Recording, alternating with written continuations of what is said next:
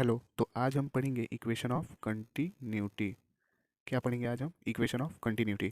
तो equation of continuity क्या होता है? तो इक्वेशन ऑफ कंटिन्यूटी ये होता है कि जितना भी फ्लूइड यहाँ से क्या बहेगा, जितना भी फ्लूइड यहाँ से एंटर कर रहा है उतना ही फ्लूइड यहाँ से निकल भी रहा है। ठीक है। तो और यहाँ पर फ्लूइड हम मानेंगे कि यहाँ फ्लूइड क्या है, नॉन विस्कस है। आइडियल फ्लूइड मानेंगे। यहाँ पे आइडियल फ्लूइड क्या होता है? नॉन विस्कस होता है, इनकम्प्रेसिबल होता है। तो इक्वेशन ऑफ कंटिन्यूटी हमसे ये बोलता है कि जितना फ्लूइड यहाँ से एंटर करेगा उतना ही यहाँ से बाहर भी निकलेगा। यानी A1 V1 equal to A2 V2, ये इक्वेशन ऑफ कंटिन्यूटी का फॉर्मूला होता है। तो अब यहाँ पर हम एरिया मानेंगे A1 and A2, and velocity क्या है V1, कितना velocity V1, and velocity V2। ठीक है, V2 हो गया।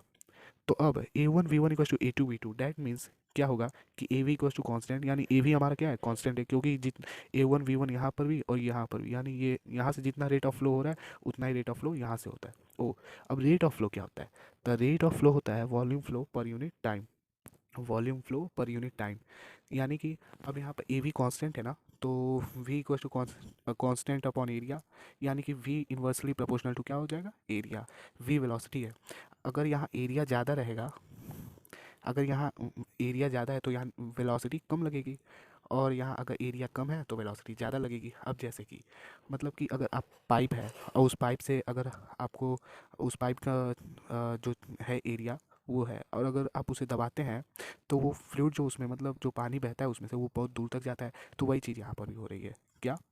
पाइप है आपका वो, और आप उसे अगर दबाते हैं तो उस बढ़ जाता है कि नहीं, तो वो दूर दूर तक जाता है।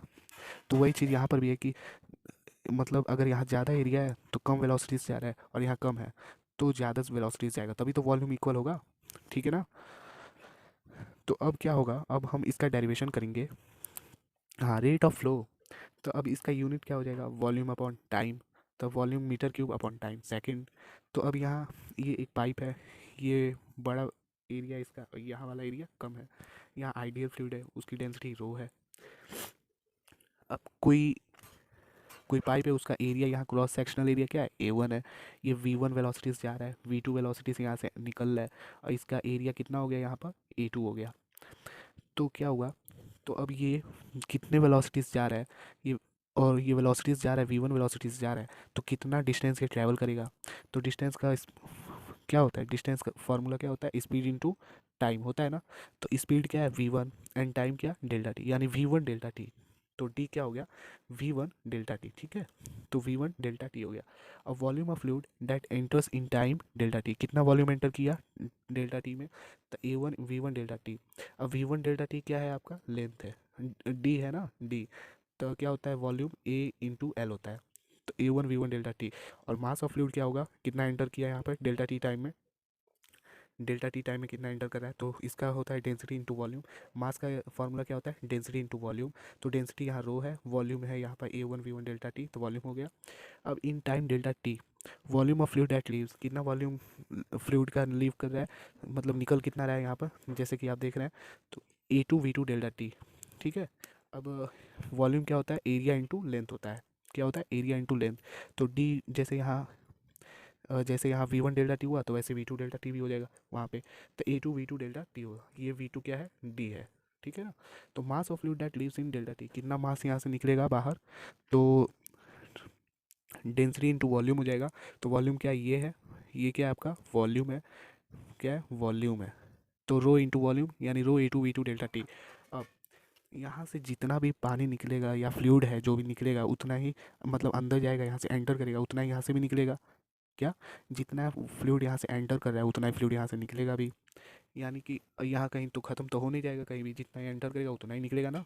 तो वही हो रहा है। तो यानी कि यहाँ मास कंजर्वेशन का लगाएंगे, बाई कंजर्वेशन ऑफ मास। तो जितना मास यहाँ का है, जितना मास यहाँ से एंटर कर रहा है उतना ही मास यहाँ से निकलेगा। तो रो A1 V1 डेल्टा टी, जैसे कि आप देख रहे हैं यहाँ का मास क्या है, रो A1 V1 डेल्टा टी है। तो वही अब लगेगा यहाँ पर रो A1 V1 डेल्टा टी, और एक यहाँ का लग जाएगा रो A2 V2 डेल्टा टी।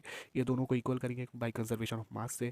तो ये रो और ये रो कट जाएगा, डेल्टा टी कट जाएगा, तो बचेगा A1 V1 equal to A2 V2। Equation of continuity proof हो गया। अब कोई आपसे पूछे कि इक्वेशन ऑफ कंटिन्यूटी किस पे बेस है, तो आप बता दीजिएगा equation of continuity is based on conservation of mass. ये इंपॉर्टेंट है, अगर कोई आपसे पूछ देता है इक्वेशन ऑफ कंटिन्यूटी किस पे बेस्ड है, तो आप बता दीजिएगा equation of continuity is based on conservation of mass. Thank you. And हमारे चैनल को प्लीज़ सब्सक्राइब कीजिए ऐसे वीडियो